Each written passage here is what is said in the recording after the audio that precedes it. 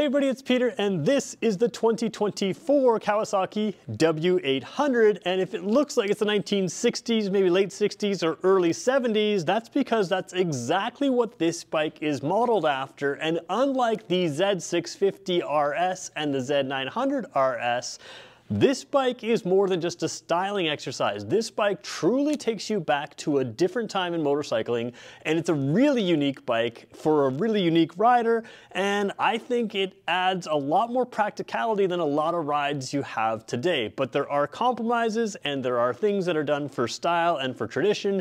So what we're gonna do is talk to you about this bike and talk to you about why it's probably better than just buying an old retro bike that is just old and may need repairs, but also some of the key pieces of this bike that make it a more modern bike, and we're going to talk about how it fits into the motorcycle landscape in 2024, because things are different in 2024 than they were in the 60s and 70s, and even just a few years ago when this bike came out. So I'm filming here at Jim Gilbert's Power Sports, Jim Gilbert's Wheels and Deals. Jim Gilbert's Power Sports is the #1 volume Kawasaki dealer in the country, and if you have any questions about Kawasaki bikes at all, they give me complete access to their entire vehicle lineup. So I'll make sure that I do as many Kawasaki videos as I possibly can on everything 2024 on this channel. But if you have questions about this bike that I don't get to in this video, make sure you let me know as well and subscribe. Do me a favor, hit that subscribe button, because more subscribers, more kind of feedback we get, positive feedback on here, the more access we get to all this stuff, and I'll be able to come back to your questions and make sure we make more videos on even the exact same bike. So let's get going with this review. So let's really briefly talk about what this is in 2024's market before we talk about what it is specifically in the bike itself. And in 2024 and the few previous years, a lot of manufacturers have focused on retro bikes. And a lot of those bikes, including Kawasaki's own RS lineup, is really just a modern bike with retro styling. And for a lot of people, that brings back kind of the feel or the mental imagery of a retro bike, but it doesn't actually reproduce the actual feel of motorcycles back in the 60s and 70s, and in a lot of cases the 80s as well. And the reality is that is a time when a lot of people fell in love with motorcycling. And one of the problems with a lot of modern beginner bikes, give the Ninja 500 as an example. It's a bike that I absolutely recommend to beginners, but sometimes what happens is instead of people falling in love with motorcycling, they fall in love with performance. The Ninja 500 is a fantastic handling bike, and you really fall in love with the performance of that. And then you move on to a bigger bike with more performance and more performance and more performance, because nowadays you can get a Porsche Performance in a $15,000 motorcycle. It's kind of what I did with my Z900 RS SE. A lot of performance, Brembo brakes, Olin suspension, but it's a fully modern bike and it's all about performance. It's not really truly retro. What this bike is really truly retro. And if you love motorcycling and you didn't fall in love with just performance, you're gonna love this bike. And this bike has some new, not for new for 2024, but some new upgrades over the bikes that look like this in the past that make it safer, make it better, but doesn't ruin at all the feeling of this bike. So let's start taking a look at the specifics of this bike and work our way through. So as with all of my other motorcycle reviews, we always start here at the front wheel, and let's just cover what's different about this bike than would be present on a 60s or 70s bike. Biggest difference right now is brakes, the clutch, the headlight, and the fuel injection. And there are pieces within that that make it good. And basically what they do is they fix a lot of issues with previous bikes that make them pretty terrible. So when a bike like this came out in the 60s and 70s, it was fun, it was cool, it was great, but it had awful brakes. So what you have here is you can see a large disc, ventilated brakes, only a single disc on this, that's all you really need. It keeps that sort of traditional style going there, but you do have a proper modern brake. You'll notice this little panel in here, that is your ABS panel. That's your ABS sensor sort of reads that panel. So you do have ABS brakes on this, which basically means, unlike the old bikes, first of all, you have enough power to lock the front wheel, but if you did lock the front wheel, it is something that you can grab a whole bunch of front brake, and it is going to try to keep it rolling with ABS. So again, so it's going to pulse that brake, it's able to do that. It's a really nice feature to have on a retro bike because, to be very honest, the brakes were absolutely terrible, and these ones you can actually work. What you also have here is a completely different design. So again, when you look at Kawasaki's own RS lineup, the 650 RS and the 900 RS, you have 17-inch wheels, which are sport bike size wheels. These are 19 in the front and 18 in the rear, so much larger wheels. That's going to change the feel of the bike right off the bat. It's going to be a different riding bike, And that, again, gives you that retro feel. So traditional forks here, I don't know if you can see, yeah, just on top of that is a little fork tube sort of cover there, traditional look. The other thing is, this, I don't know if you can hear, let's sort of take it close to the mic. That is actual chrome, not plastic. Most modern bikes have plastic there, or some version of plastic, but this is actual chrome, so it's a metal piece there. And that does contribute to a little bit of weight in this bike. We're gonna talk about the weight of this bike, but let's move our way through to the engine now.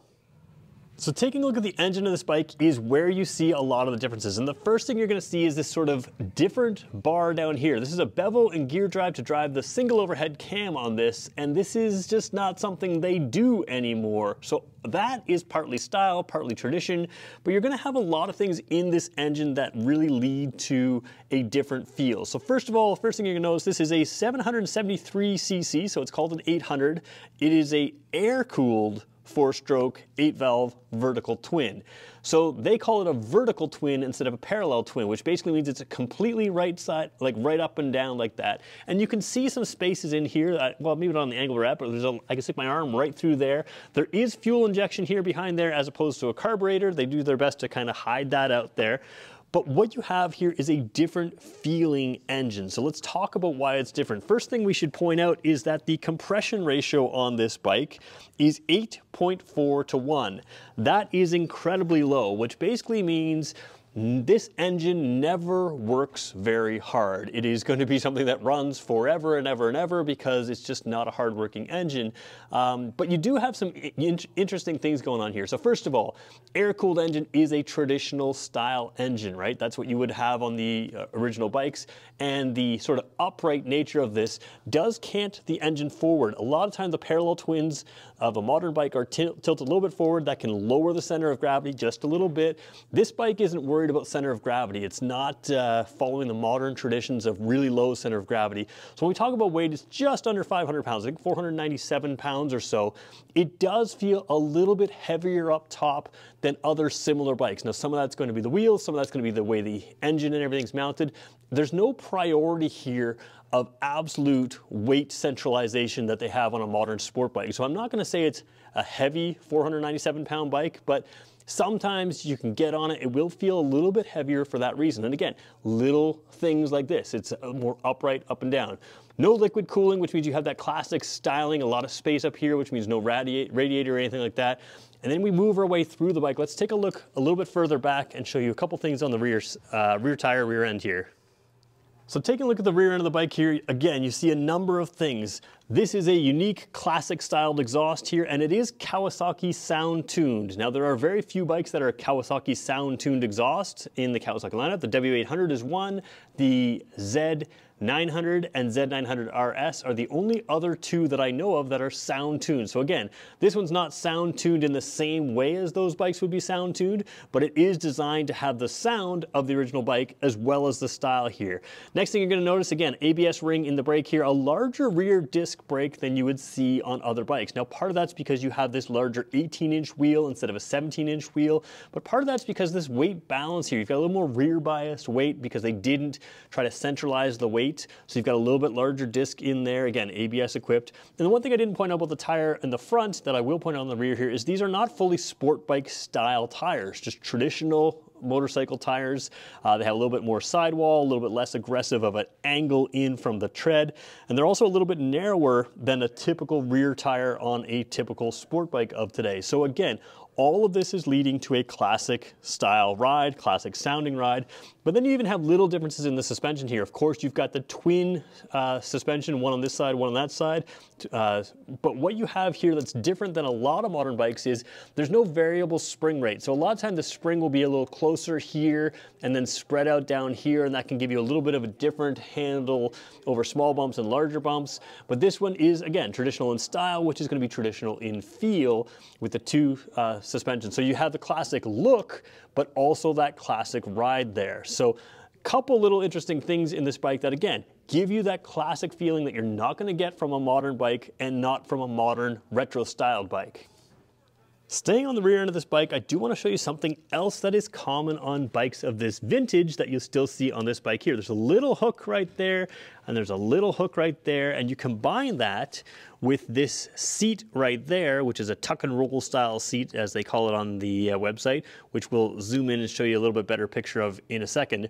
But what those little hooks do is they allow you to fasten luggage. Excuse me, I'm working with my tripod here. They allow you to fasten luggage with a bungee down here, a bungee over here, and even the handle down here, which we'll talk about that handle in a second, allow you to fasten luggage on the seat there. So you don't have to have a big luggage rack. You just stick your duffel bag on the back here, you bungee it down through those ties or even through a bungee net, and you've got a way to take some luggage. So again, classic styling, classic solutions that make this bike pretty practical. We talked about these handles. This bike is equipped with a center stand from the factory, and of course when you have a center stand you need extra little handles there, and that's what they do for you there. So it gives you another place to tie down. In theory, your passenger can maybe put their hands there, but really helpful when you have that center stand. So let's take a look at what somebody looks on this bike, and then we'll keep going through. So the first thing you'll notice about this bike when you approach it is it has that very large seat. It's a very approachable bike. It's not too high off the ground, and it's just kind of unintimidating to jump on. Now again, it doesn't feel heavy left to right. I shouldn't like overplay that, but a modern bike that's similar in weight does have more weight centralization. So it just has that little bit different feeling than you would have on a fully modern sport bike. Again, seating position is also not sport bike-like. It's very comfortable. You can see I'm very upright, up and down. Now I've done a video on this on the 2019 Cafe model, which puts you way down here. It's actually a much less comfortable ride, has a classic kind of fairing on the front. It's not the bike that I would buy in this setting, but this one, yeah, totally. This is a very comfortable ride. You could put a windshield on this if you wanted to, but even without, it's got that classic style. And again, this isn't a high horsepower bike. You can handle the highway, but you're probably doing all that country road kind of cruising around town, that kind of stuff with this bike, and it's just perfect for that. It's really well set up. Mirrors give you just enough clearance. There actually is a little bit of my elbow in here, which kind of is a nod to the time. It was never like perfectly placed mirrors. You could have them out further, but again, they're kind of into the edge of the motorcycle here. That works well. I do want to show you clutch lever and brake lever. We're going to talk about them as we move on, but overall seating position is very good. One thing is with the classic shape of this tank, sometimes you can, put your legs against that and scratch the paint. Well, not so with this one. You've got those sort of rubbery pads. They're probably plastic, but they feel kind of rubbery pads just to give you a little bit of that grip on the tank as you tuck in. It's not overly narrow. It's not overly, custom designed to be perfectly like a modern bike, but that's kind of what just makes it feel like a retro. I will say the seat, nice and wide, nice and comfortable. Riding position overall, very commanding, very comfortable. Not too tall like an adventure bike, not too leaned over like a sport bike. Just a traditional motorcycle experience, and that's what makes it fun. So taking a look at the full TFT display here, no, of course it's not a TFT display. That's what you would get on a retro modern bike. This is a fully retro bike, and you have a traditional gauge cluster here. So again, we're filming in Canada here, only kilometers per hour. So if you're wondering why it goes to 180, it is a kilometers per hour gauge here. The other interesting thing is it runs to 7,000 RPM redline, which is extremely low for a motorcycle. Now, I've been told through Kawasaki's information that the bevel and gear drive is not designed to be a high revving piece. Now, I've had someone in the YouTube's comment tell me that the bevel and gear drive in all kinds of applications can run at high revs, and that may be true, but I've been told that the motorcycle doesn't rev high in part because of that bevel and gear drive. So that debate can be had somewhere else, but the point is, like I said, there's two things that make this bike not work hard. One, it doesn't rev all that high, and two, it has a very low compression ratio for a motorcycle. So again, this is a casual riding bike, and it will feel casual at any speed. It's not going to be something that knocks your socks off. It's not a typical 800 in the modern sense, but it is something that gives you that nice kind of even progressive power.